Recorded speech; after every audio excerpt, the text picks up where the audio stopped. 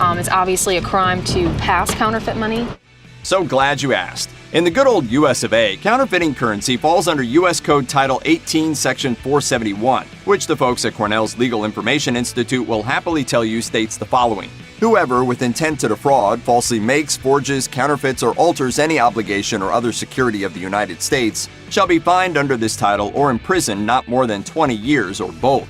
Up until the mid-90s, that fine was no more than $5,000, but the law was reworded in 1994. Now, shoving a Benjamin in the Xerox machine can mean that you owe the American government as much as $250,000. Of course, that's a slap on the wrist compared to the punishment in China, which includes a life sentence. Still, it doesn't seem to matter how harsh the consequences or even how advanced anti-counterfeiting measures become. Like Batman Commissioner James Gordon predicted, there's always going to be escalation. Centuries which meant substitute counterfeit money for good. From there, it's easy to see why the term ringer would be applied to a horse that was secretly substituted for another in horse racing. The horse ringers obviously were not dead though, or they wouldn't be able to race. That's pretty damn clear. In this case, the word dead is used to mean exact or precise, as with many other phrases that use the word, such as dead center.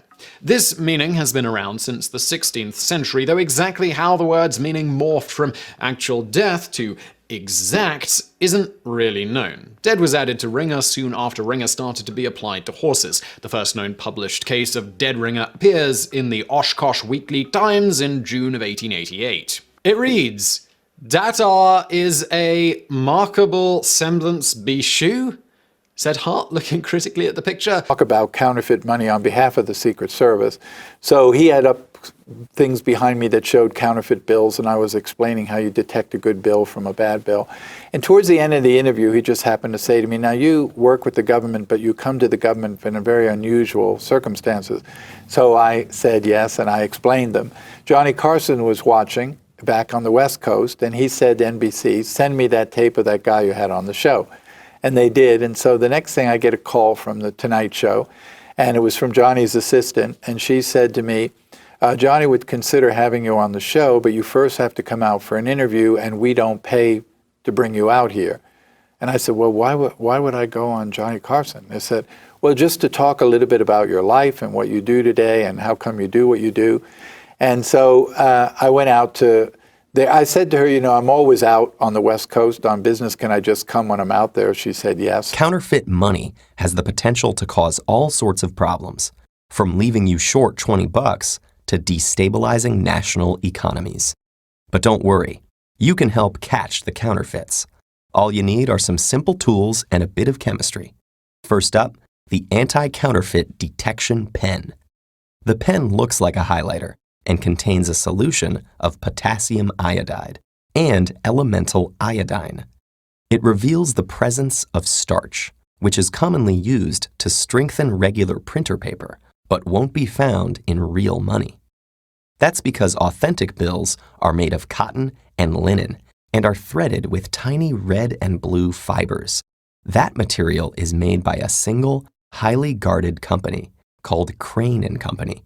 Drug trafficking, the passing of counterfeit money, counterfeit goods, and the procurement of weapon systems. Now, much of this made its way through a secret department of the North Korean government, based in Macau, called the Zokwang Trading Company, which officially dealt with machinery and textiles trade, pretty ordinary stuff, but in reality functioned as a sort of criminal enterprise. It is said to be the most potent overseas tool of the North Korean government. Of course, Zokwang and North Korea deny this, but many sources have backed this up, including Okwha, a former North Korean agent who claimed to have spent 6 months training at the offices of the Zokwang Trading Company. She was assigned to live in Macau and to learn Cantonese in order to impersonate local Chinese residents, which came in useful when sent on one of her many overseas missions, the most infamous being the bombing of Korean Air Flight 858 in 1987, which killed 115 people.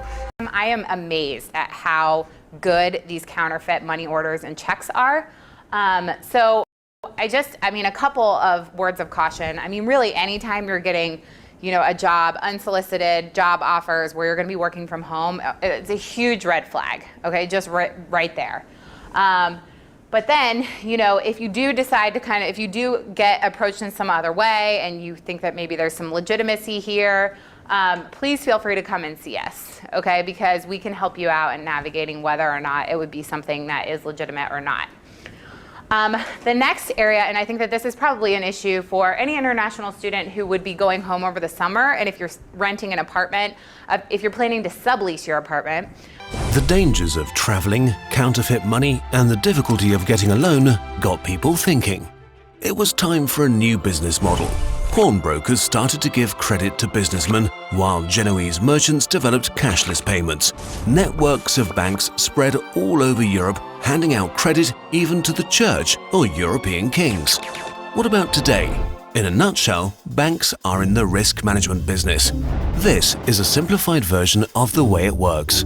People keep their money in banks and receive a small amount of interest. The bank takes this money and lends it out at much higher interest rates.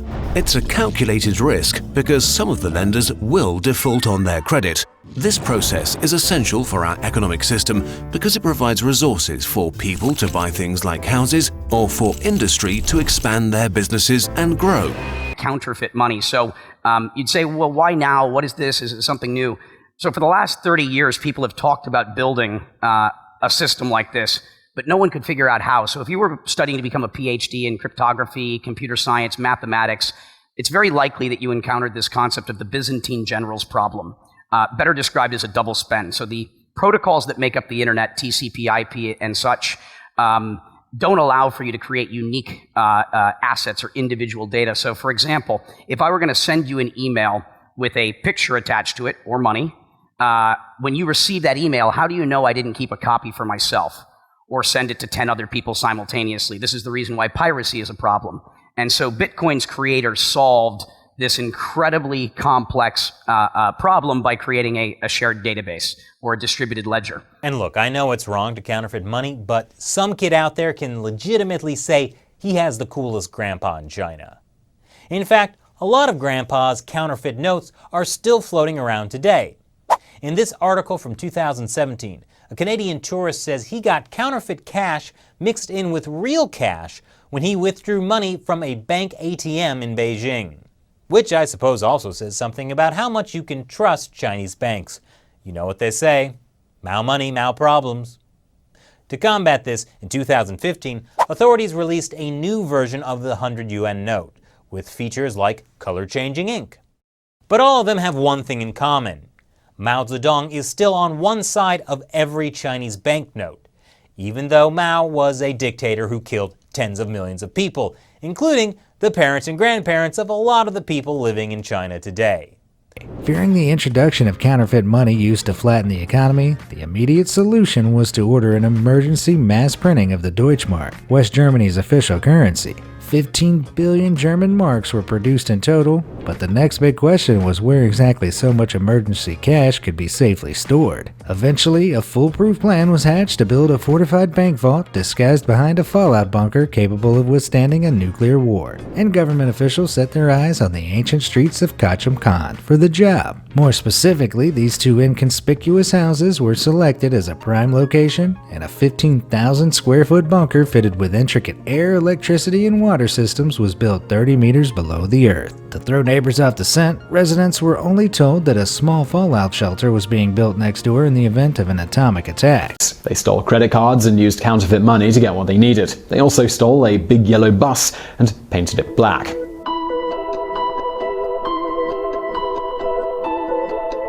Charlie and his followers took to traveling by bus down the California coastline as far as Mexico and Texas, partying and committing more crimes. After 18 months of extended travel, they finally settled in Topanga Canyon near Los Angeles in a 2-story house. It was here that Charlie began gathering some male members to the family. The first was a teenager named Bobby Beausoleil, who turned up one night for a party and then stayed on as Charlie's right-hand man. Bobby had been staying with his music teacher, Gary Hinman, not far from the Manson home. Bobby recruited an 18-year-old named Leslie Van Houten to the family in June of 1968. Around that time, Charlie and some of the girls traveled to Los Angeles, where they met up with a record executive at Universal Studios. Former jail friend Phil Kaufman had arranged the meeting. Only a month later, Jim was accused of a counterfeit money scam and was forced again to relocate his family. When the LA authorities began looking into his case, they discovered that he was also wanted for murder. Jim skipped town and made his way on horseback to Texas. Bell and the two children, they followed him by stagecoach. In March 1871, Bell turned up at the family farm in Texas with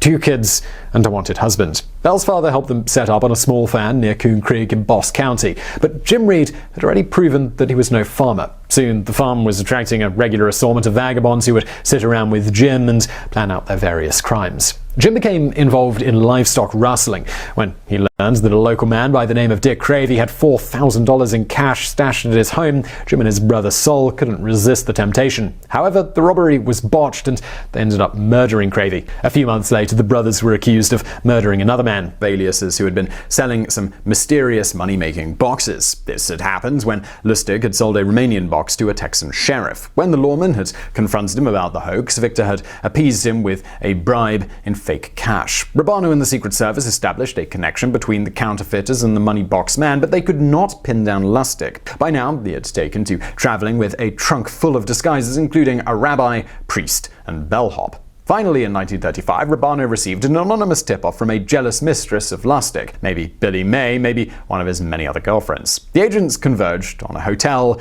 in New York. Count Victor Robert Lustig Miller was handcuffed just outside of the hotel. The secret agents found a key in his pocket, which turned out to be for a locker in the Times Square subway station. Inside, they found stashes of plates and chemicals used by his gang to print money. Counterfeit money could even be printed, and then you just say that you printed it on the purge. It's not like they could prove it, which is a whole other issue I'm going to get into.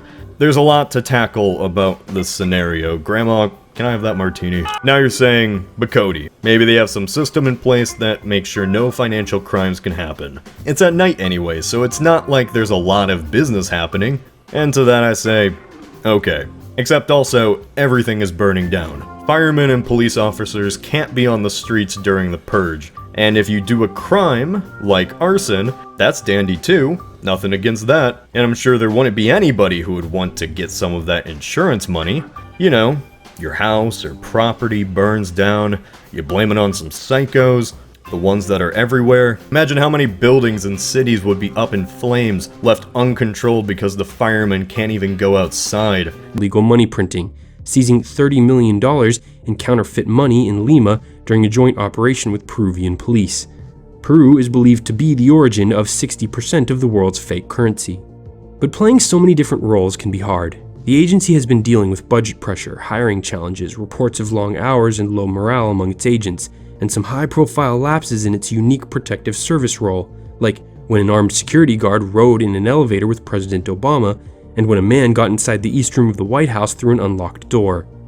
All this has led to some justifiable questions about whether the Secret Service should leave more of the criminal investigations to other agencies so it can focus more squarely on its most critical mission, protecting the president. Thanks for watching. If you enjoyed this video, you'd love our piece highlighting the greatest speeches in American history. Many commenters were moved by the powerful oratories of Martin Luther King Jr. and JFK. Can counterfeit money so well. They're going to have to get rid of cash because the counterfeiters can make it so probably better than the U.S. Mint makes it. So that's the day we live. Incredible. Let me just stop a minute here and hold our discussion while I just offer you viewers a chance to dig deeper into this. Our guest is Dan Goodwin. He's with God's Final Jubilee Ministries out of Kentucky. Dear friend, he's authored a book. We're discussing one of the chapters in it, The Mystery of the Jubilee and Other Prophecies Unsealed. Don't let this title fool you. It's not just about the Jubilee. That's only one chapter. And Dan has other books on the Jubilee more extensive than this chapter in here. But there are many other chapters about many topics. We're only speaking of one, Mystery Babylon. But that is contained here. And then accompanying this, the book is available for $21.95. To be recognized in the head and as a counterfeit money, or to be liquidated with floating interests one will never be able to probabilize, it may be inventing a poetics as insolvency. Then a word on Europe. This is the ghost in the financial machine of Europe, an aging ghost.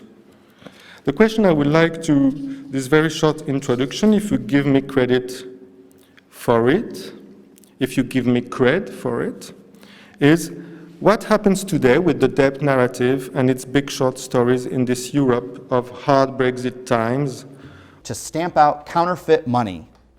Michael from Valparaiso. The Secret Service? The Secret Service is correct for 30 points, and Valpo catapults their lead 80-45 now. We move on to the next set of clues in this round. Science and math, the category, for 30. This word can follow the variable x to mean the complement of the set of numbers x.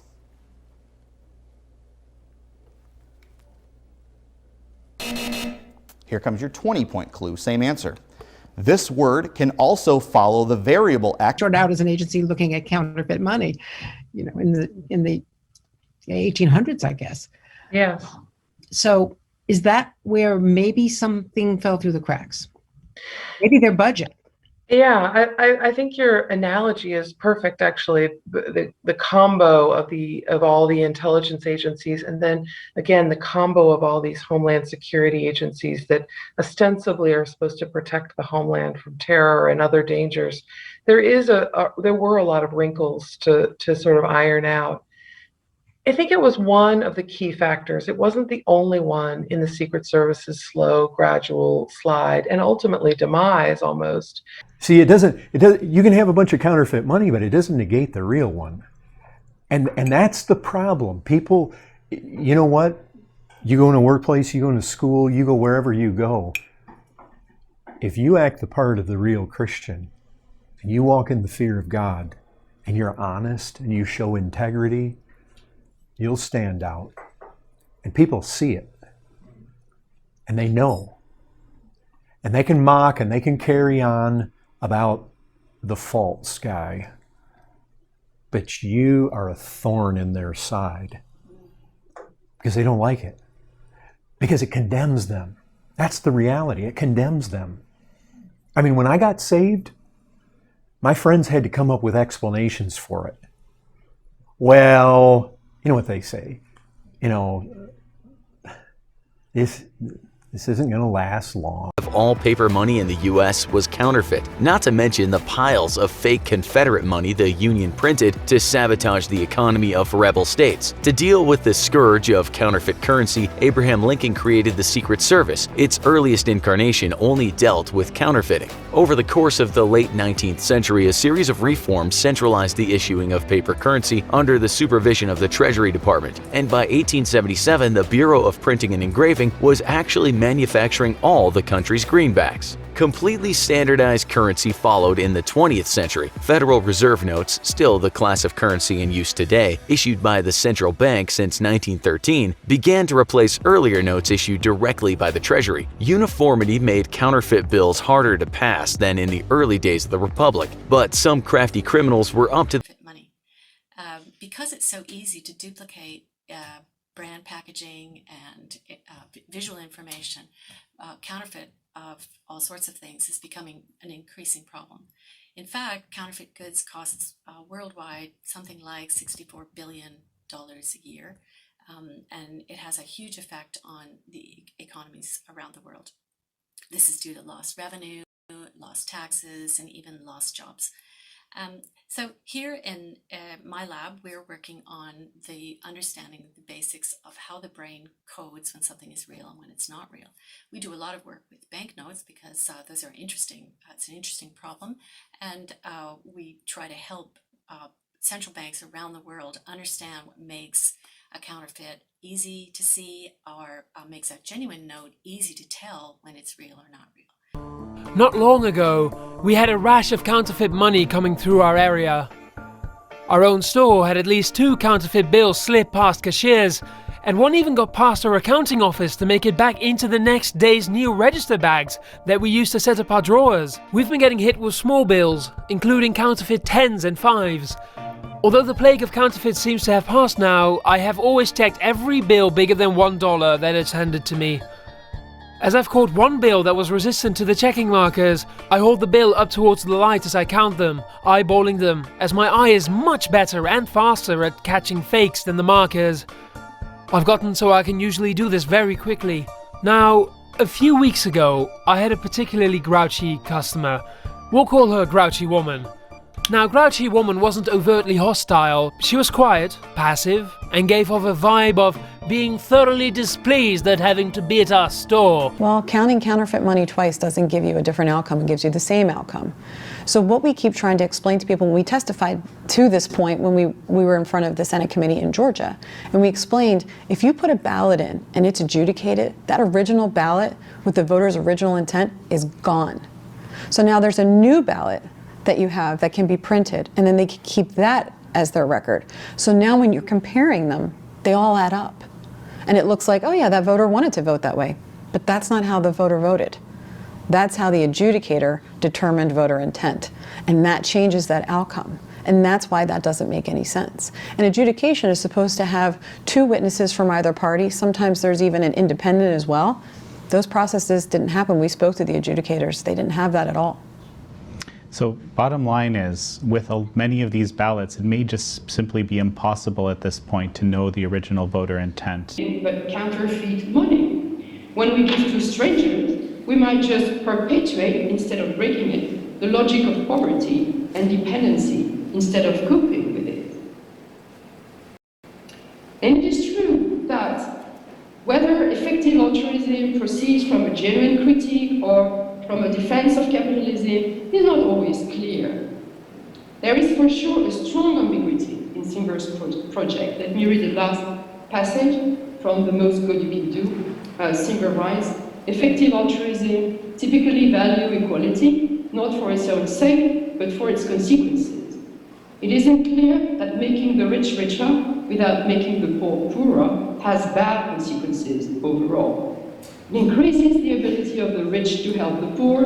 All of the money was genuine to avoid the unnecessary risks that counterfeits would present. Curling's team was tasked with bombing the Newark station of the Pennsylvania Railroad, repair facilities near Altoona, Pennsylvania, and the Hellgate Bridge and Ohio River dams and locks between Cincinnati and Louisville. Dash was to target the electrodynamic plants in Niagara, Alcoa plants in several states, and the cryolite processing plant in Philadelphia. Both teams were to target department stores and large train stations whenever possible, with the aim of creating terror among the populace. The agents carried false documentation which supported their carefully crafted backstories as they moved freely to accomplish their missions. Number 5. The New York team was accosted by the Coast Guard, escaped, and a manhunt began. As Dash and his team buried their explosives on the beach in the dark at about 2:30 in the morning on June the 13th, he noticed someone on the beach staring at him. It was U.S. Coast Guardsman John Cullen. Dash told Cullen that he and his party were fishing, though they lacked fishing equipment. That, as long as it's not counterfeit fake money. So it's going to be net credit sales. So credit sales over average AR, that's going to give you some kind of ratio, let's say 6.0. What does 6.0 mean? It means that your receivables turn over 6 times a year or every 2 months. That tells you valuation, that maybe your receivables are so old that they're not going to be collectible. So if you're going to buy, let's say you want to buy my company, and I go, hey, I've got accounts receivable $1 million. I'll sell them to you for $1 million. You're going to say, wait a sec, how much are they really worth? Well, that's where you have to go out and you've got to figure out how often do they turn over. If receivables turn over 6 times a year or every 2 months, and I've got receivables that are 6 months old, you're going to go, dude, they should have 0 value. I'm not going to pay you face value for those. They're not worth it. That's where you have to go through, and we learn in financial accounting about an aging of AR, or basically, so we're going through and we're aging. It's not counterfeit fake money. So it's going to be net credit sales. So credit sales over average AR, that's going to give you some kind of ratio, let's say 6.0. What does 6.0 mean? It means that your receivables turn over 6 times a year or every 2 months. That tells you valuation, that maybe your receivables are so old that they're not going to be collectible. So if you're going to buy, let's say you want to buy my company, and I go, hey, I've got accounts receivable $1 million. I'll sell them to you for $1 million. You're going to say, wait a sec, how much are they really worth? Well, that's where you have to go out and you've got to figure out how often do they turn over. If receivables turn over 6 times a year or every 2 months, and I've got receivables that are 6 months old, you're going to go, dude, they should have 0 value. I'm not going to pay you face value for those. They're not worth it. That's where you have to go through, and we learn in financial accounting about an aging of AR, or basically, so we're going through and we're aging 0 to 30 days old. How is this used for making money that's impossible to counterfeit? This was discovered by Stephen Wiesner around 1970 and only published in 1983. The idea is you take 20 polarized photons of these 4 kinds and put them in perfectly reflective boxes on the money, 20 of them. Now that's possible in principle, but actual photons die off in a fraction of a second, or even a fraction of a millisecond, if you try to put them in reflective boxes.